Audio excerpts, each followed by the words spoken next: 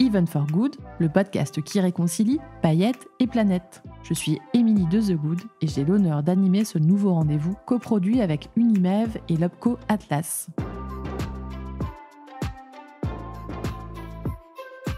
L'événement responsable n'est pas qu'une tendance, c'est désormais un incontournable. Quelles sont les actions prioritaires à mettre en place? Quels sont les comportements à faire évoluer?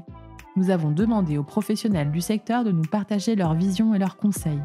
Que vous soyez futur professionnel de l'événement ou déjà sur le terrain, ce podcast est fait pour vous aider à intégrer la responsabilité à votre activité. Bonne écoute!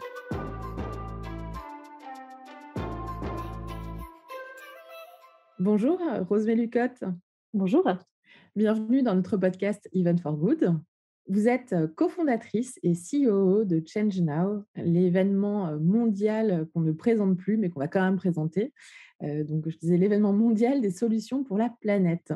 Est-ce que vous pourriez nous présenter en quelques mots votre activité, l'événement, et puis peut-être même commencer un peu par l'histoire de Change Now qui n'est pas banale? Oui, bien sûr. Donc, Change Now, comme vous l'avez bien dit, c'est l'événement mondial des solutions pour la planète. Donc, un grand temps fort annuel mondial qui rassemble les acteurs du changement et tous ceux qui sont en train d'innover et d'agir concrètement pour accélérer la transition à la fois écologique et sociale. Donc, c'est un temps fort mondial qui rassemble à la fois les porteurs de solutions, mais aussi tous ceux qui peuvent accélérer et interagir pour ces porteurs de solutions. Donc, les grands groupes, les investisseurs, les médias, les talents, les institutions. Et évidemment aussi le grand public qui vient en général vraiment s'inspirer dans l'événement. À l'origine, donc Change Now, c'est une initiative qu'on a lancée en 2017. C'est une initiative qui est vraiment entrepreneuriale et citoyenne, qu'on a lancée, je dirais, sans forcément avoir un modèle économique derrière, mais beaucoup plus pour des raisons de mission.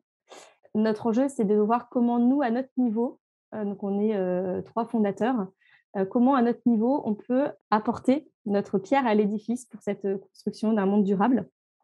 Et en fait, le constat qu'on a fait en 2017, c'est qu'il existe de plus en plus de solutions qui commençaient à émerger, un peu une nouvelle génération d'entrepreneurs et d'entreprises qui ne font plus du business juste pour le profit, mais qui en fait mettent leur capacité d'innovation et la force de l'entrepreneuriat ou la force de l'entreprise au service de grands enjeux environnementaux et sociaux. Et ça, c'était quelque chose d'assez nouveau. C'est-à-dire que pendant longtemps, on avait séparé un peu deux mondes. Il y avait le monde d'un côté de l'humanitaire, de l'associatif, mais pour lequel, je dirais, la notion de profit n'était pas vraiment présente, et le monde là beaucoup plus capitalistique et business, où là, la mission était le profit, mais du coup beaucoup moins le souci du bien commun. Et donc, il y a cette nouvelle voie du milieu qui commence à s'ouvrir depuis quelques années, d'entreprises qui mettent en fait leur capacité, leur modèle économique au service de grands enjeux environnementaux et sociaux. Sauf que le constat, c'est que ces entreprises-là peinaient en fait à se faire connaître, et du coup, il y avait beaucoup d'initiatives qui restaient à une échelle assez locale. Et on s'est posé la question, c'est comment est-ce qu'on peut en fait accélérer ce mouvement, comment on peut lui donner beaucoup plus d'ampleur. Et en fait, c'est là que l'événementiel nous est apparu comme un élément clé. C'est-à-dire qu'en fait, dans tous les grands écosystèmes, les événements, en tout cas, il y a certains événements qui jouent des rôles hyper stratégiques pour l'industrie. En fait, si on regarde par exemple dans l'écosystème de la tech, on a par exemple chaque année le CES à Las Vegas, la grande messe mondiale de l'innovation technologique.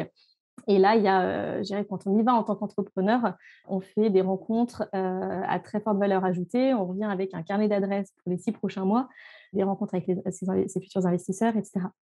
Mais en fait, le constat, c'est que dans toutes les industries, on a ça. Ça pour le Festival de Cannes, pour l'industrie du cinéma, on a ça avec le Bourget pour l'aéronautique. Et pour les entreprises qui veulent changer le monde, on n'avait pas encore ce genre de grand rassemblement mondial. Et donc, c'est ce qu'on a voulu faire. C'est la brique qu'on a voulu apporter à l'écosystème, et qui est une brique en fait essentielle pour créer ces interconnexions et ce réseau en fait qui va permettre derrière aux solutions d'avoir les ressources dont elles ont besoin pour se déployer à grande échelle. Donc c'est comme ça qu'est née voilà, l'idée de Change Now. Et donc on a fait notre première édition en septembre 2017 à Station F. Là, c'était un choix important de notre part de se dire, on veut que ce genre d'événement soit incarné dans des lieux qui vont avec l'image de l'événement. Et donc là, d'aller placer un événement comme ça sur les solutions, l'innovation à impact positif, dans Station F, qui était le nouveau haut lieu de l'innovation française, voire même mondiale, parce que voilà, Station F s'est lancé comme étant le plus grand campus de start-up du monde. Donc, il y avait un message fort aussi à envoyer à la fois auprès des médias et des investisseurs et du monde de l'innovation, dire bah, l'innovation de demain, elle doit être sur ces sujets. Et donc, on a fait cette première édition en 2017 à Station F, avec notamment le soutien de la French Tech, comme événement ambassadeur de la French Tech for Good. Et nous avions donc en 2017 2000 participants qui étaient présents. On avait constitué, un programme avec près de 250 porteurs de solutions et on avait 47 pays représentés de cette première édition. Donc, d'emblée, il y avait vraiment cette volonté de faire un événement qui va au-delà des frontières, qui permet justement aussi des interconnexions entre pays et du partage d'inspiration et de solutions au-delà du cercle local qui en général a déjà aussi des lieux de rencontre. Donc voilà, cette première édition en septembre 2017. On a fait notre deuxième édition après à Station F en septembre 2018, où là, on était 6000. Et je dirais que c'est une édition qui a vraiment permis de confirmer l'apport de ce type d'événement pour l'écosystème. Parce que l'idée était vraiment de faire un événement qui accélère les choses, un événement qui apporte du concret. Et au sortir de ces deux éditions, vraiment, on a vu la valeur ajoutée de ce type d'événement pour les changemakers. On a vu des startups qui avaient trouvé leurs investisseurs, qui avaient trouvé des gros partenariats avec des corporates, qui avaient des retombées médiatiques d'un niveau qu'ils n'avaient jamais eu avant. On a un fonds, par exemple, sur les océans qui s'est lancé, qui a trouvé ses premiers millions d'euros à Change Now en 2018 et qui aujourd'hui, d'ailleurs, est devenu le plus gros fonds mondial pour la protection des océans, avec une très belle croissance aussi depuis quelques années. Et donc voilà, au sortir de cette deuxième édition, on a vu que c'était un événement, un format d'événement. Donc juste pour vous présenter le format d'ailleurs, c'est que c'est un format d'événement qui mélange à la fois de la présentation de solutions concrètes sous forme d'exposition. Donc on rentre et on voit, on peut toucher, tester des démonstrations de solutions qui existent. Il y a également plusieurs scènes de conférences, là un peu en format, je dirais format court et inspirationnel et portée solutions concrètes. Donc avec des centaines de changemakers qui viennent sur scène parler de leurs solutions et partager leurs expériences. Et puis aussi un volet networking, vraiment pour qu'il y ait des interconnexions, des rencontres concrètes qui se fassent entre les différents participants. Et donc pour ça, on a aussi tout un service de conciergerie, en fait, d'orchestration de ces rencontres. Pour qu'on ne soit pas juste sur de la rencontre de sérendipité, mais vraiment sur quelque chose qui soit travaillé, qu'on sort de l'événement avec des contacts qui comptent. Merci beaucoup, Rosemary, pour cette introduction. Moi, ce qui m'interpelle, c'est de voir à quel point le Change Now, qui donc, a été créé en 2017 et avait 2000 participants, s'est développé, s'est démultiplié, s'est décuplé et aujourd'hui connu notamment dans le secteur de l'entreprise. C'est aussi le révélateur peut-être d'un alignement des planètes aujourd'hui où on se rend compte qu'à la fois on a l'urgence climatique qui est acquise et que dont tout le monde a pris conscience, et puis peut-être aussi la prise de conscience des entreprises qu'elles avaient désormais un rôle à jouer dans le développement de solutions à impact plus positif ou en tout cas un moindre impact pour la planète. Oui, tout à fait. Je pense que nous on est à la fois témoins et acteurs d'un mouvement qui s'amplifie depuis quelques années. Et c'est vrai que quand on voit la mobilisation qu'il y avait en 2016-2017 et la mobilisation qu'il y a aujourd'hui, c'est sans commune mesure et c'est fantastique, c'est très bien. Il y a encore beaucoup à faire, hein, on est loin, mais en tout cas, la trajectoire s'est enclenchée. C'est vrai que alors, nous, quand on s'est lancé, il y a également eu un élan, je sais, en 2016, enfin en 2017, il y a un élan qui avait été donné au niveau gouvernemental et qui a en fait aussi enclenché, nous, nos premiers vrais partenariats avec des grands comptes, qui était le mouvement de Make Our Planet Great Again. Et ça aussi, ça a été un coup d'accélération, en tout cas nous, à notre niveau, pour un événement qui en fait n'existait pas, porté par des gens qui ne venaient pas du secteur de l'événementiel, nous a permis d'avoir des premiers partenaires. Là où avant, c'est vrai que dans le secteur de l'événementiel, il faut avoir déjà un peu quelque chose à montrer. Il y a quand même eu quelque chose qui s'est accéléré à ce moment-là. Et en effet, je pense qu'il y a une prise de conscience qui maintenant est, je dirais, à la fois à l'intérieur et à l'extérieur des entreprises. Et il y a à la fois une pression interne, il y a une vraie demande des services qui se mobilisent et même de la direction, enfin beaucoup de personnes de plus en plus en intérieur qui cherchent à faire bouger les choses, mais aussi une pression clairement extérieure, à la fois du marché, des investisseurs et voilà, des comptes à rendre qui sont demandés maintenant aux entreprises par rapport à leur capacité à réduire les dégâts qui peuvent être causés sur la planète et puis 2, aussi le rôle réparateur, régénérateur que peut avoir une entreprise quand elle est dans une démarche d'impact positif. Et on le voit, donc les entreprises prennent de plus en plus conscience de la nécessité de changement. Comment aujourd'hui, on suscite, justement les démarches, les actions, pour, passer à «l'échelle» entre guillemets de la transformation et quel est le rôle finalement, d'un rendez-vous comme, ChangeNow pour inciter à vraiment à la transformation et au changement de comportement? Mais je dirais selon les tas d'avancement des entreprises sur ces sujets, en fait, on agit à différents niveaux. Déjà, on est là pour, mettre en lumière ce qui se fait de bien et en fait être une vitrine des best practices, une vitrine de solutions concrètes qui existent et qui gagnent à être déployées à plus grande échelle.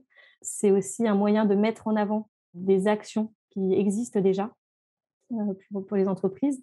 Donc là, nous, avec je dirais un vrai travail de sélection, de contenu éditorial pour être dans de la solution concrète et que ce soit vraiment pertinent et éviter à tout prix de tomber dans du greenwashing.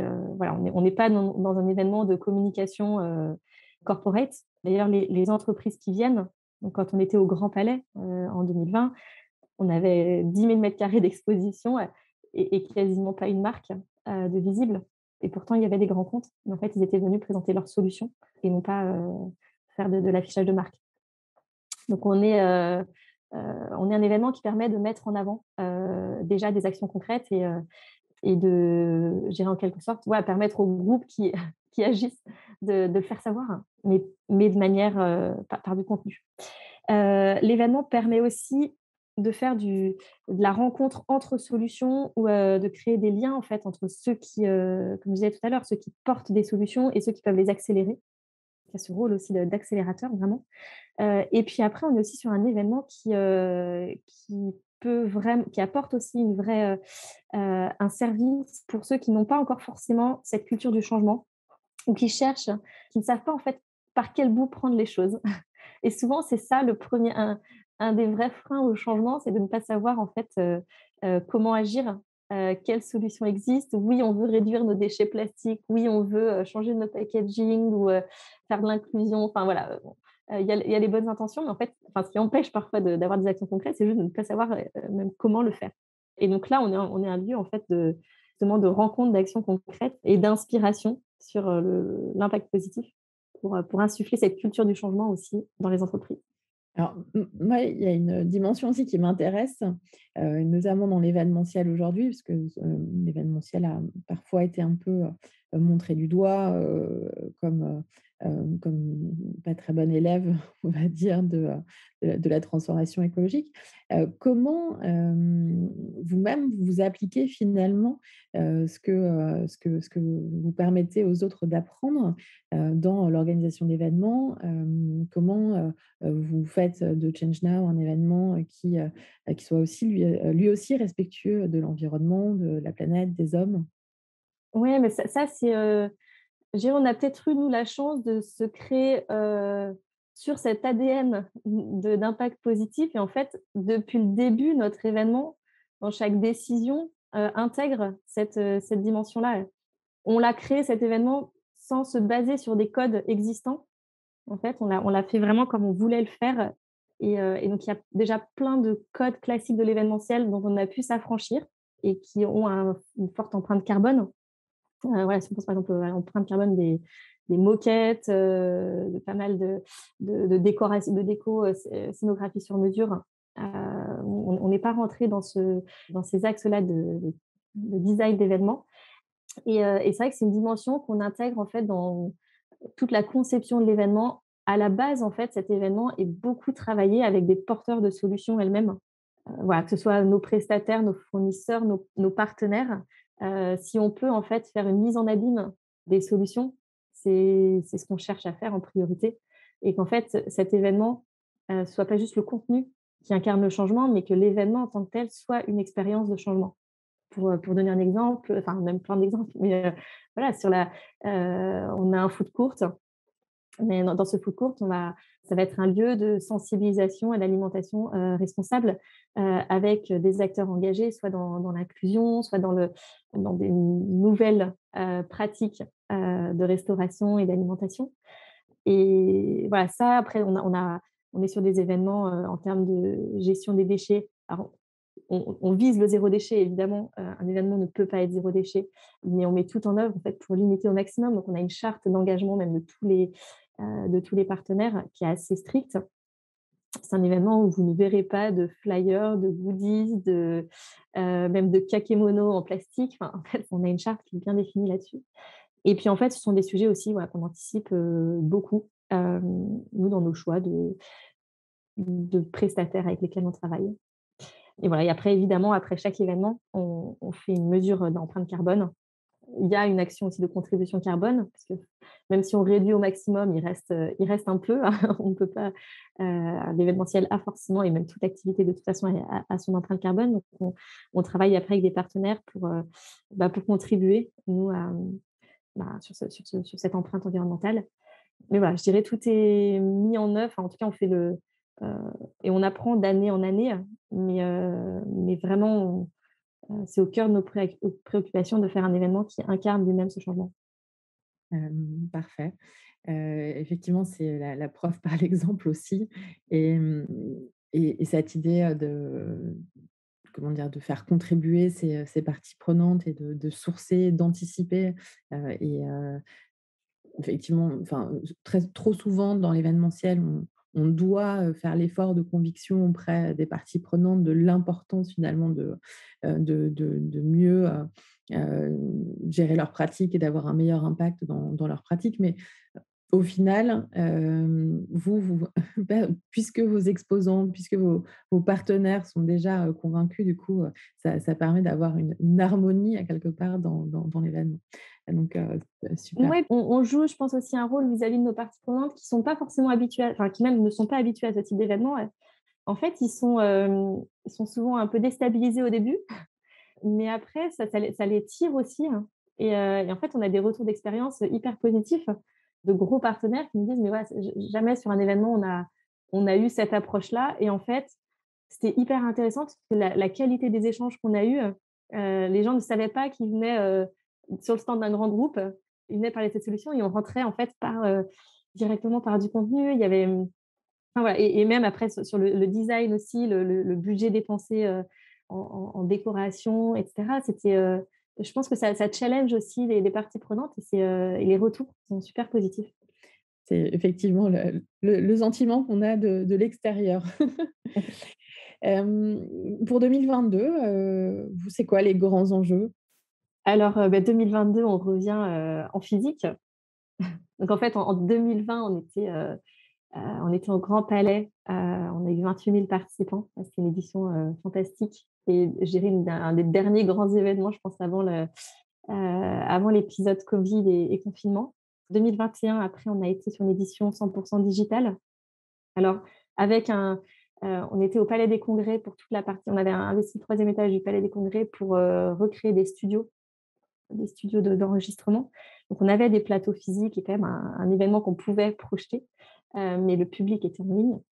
Et donc là, 2022, l'enjeu, c'est vraiment de revenir avec un événement qui va capitaliser sur le format physique et le format digital, donc en hybride. On sera sur le Champ de Mars, dans le grand palais éphémère, qui est juste devant l'école militaire, et au premier étage de la Tour Eiffel. Donc avec un événement aussi qui s'étend d'un point de vue espace. et dans un lieu qui est toujours emblématique, qui marque l'histoire, parce que ce qu'on veut incarner, c'est aussi une nouvelle période de l'histoire qu'on doit écrire. Et peut-être pour vous reprendre justement pourquoi tu es allée au Grand Palais, et finalement la raison d'être sur le Champ de Mars est aussi un peu la même. C'est qu'en fait, ce qu'on a expliqué, notamment au Grand Palais quand on les a contactés, la raison pour laquelle on était allés les voir, c'est qu'il y a 150 ans, on vivait une révolution industrielle. Et en fait, pour faire adopter cette révolution industrielle, on est allé chercher l'état de l'art, du progrès de l'époque, un peu partout dans le monde. On l'avait rassemblé dans un seul lieu. Et on a créé une génération d'événements exceptionnels qui étaient les expos universels, qui ont marqué leur génération. Voilà, des événements fabuleux et vraiment accélérateurs pour la révolution industrielle. Et là, on est 150 ans plus tard. Et on est en train de vivre, et on doit vivre une nouvelle révolution qui est écologique et sociale. Et de la même manière, en fait, à travers Change Now, on va chercher l'état de l'art, de ce qui se fait dans le monde sur ces progrès écologiques et sociaux, et on les rassemble en un lieu. Et donc, c'est comme ça qu'au Grand Palais, on a créé en 2020 la première expo universelle des solutions pour la planète, dans le Grand Palais, qui a été créé pour l'expo universelle de 1900. Là, on va sur le Champ de Mars et au premier étage de la Tour Eiffel, toujours sur cette volonté d'être sur les traces de l'histoire pour incarner cette nouvelle transition. Voilà, du coup, on sera physiquement là-bas et puis digitalement également, on aura notre plateforme en ligne pour pouvoir en fait partager le contenu au-delà des frontières. Et c'est vrai que l'an dernier, l'événement digital a donné un rayonnement international exceptionnel. En fait, on a eu des participants qui venaient de 167 pays. Donc voilà, du contenu qui peut vraiment être diffusé à très grande échelle. Et ça, c'est quelque chose qui est aussi une grande force qu'on veut garder. Que diriez-vous à un jeune professionnel de l'événementiel? Qu'il a un rôle à jouer, parce qu'en fait, les événements sont des moments de vie qui marquent. Et en fait, l'expérience qu'ils vont faire vivre à leurs participants va influencer, va les marquer. Donc, quelle expérience ils veulent faire vivre? Et voilà, à travers l'événement, ils peuvent sensibiliser, ils peuvent montrer de nouvelles tendances, inspirer. Et ça, même, je dirais, quelle que soit la thématique de l'événement, les enjeux, les bonnes pratiques sont transverses dans tous les domaines. Et donc, voilà, ils ont en fait ce moment de quelques jours, quelques heures à leur disposition pour marquer les personnes qui vont être avec eux. Merci beaucoup, Rosemée. Rendez-vous au mois de mai, c'est ça, 2022, pour la prochaine Tout édition? à fait. Oui, 19, 20 et 21 mai 2022. On y sera. Et ben, avec grand plaisir pour s'y retrouver. Merci beaucoup. Merci à vous.